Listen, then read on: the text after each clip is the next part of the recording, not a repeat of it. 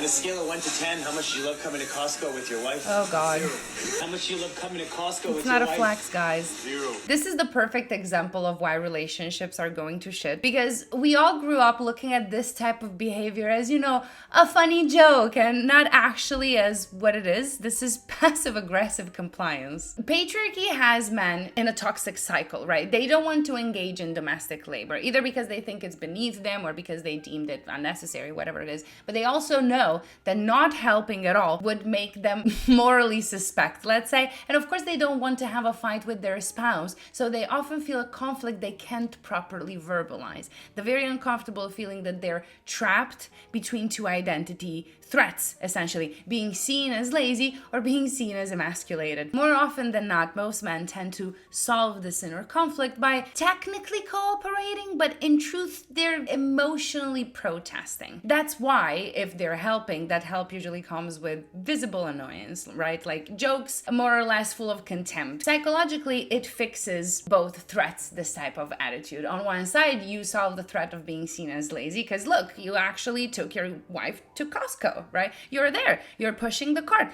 That's half of the problem solved. On the other side, you also solve the threat you might be seen as or feel emasculated because look how much contempt you're showing. That should make it clear to me, to your wife, and to the men around that you're still a man who hates these womanly things. But you gotta endure Costco with the missus because you're a man and that's what men do. I don't want to excuse the behavior, but rather I would like to contextualize it. To a degree, I consider that many men that find themselves in this position experience a sort of arrested development. Because hear me out here. In a lot of households, boys learn 2 core lessons early. First, domestic labor is not their responsibility. Second, if it does become theirs, then something has gone wrong. So when adulthood demands of them to participate, it creates almost like a double bind. They lack the skills and now they experience the request as an identity threat. So thoughts like, why is this my responsibility now? I am not bothered. I don't care about it. Why is it my problem? These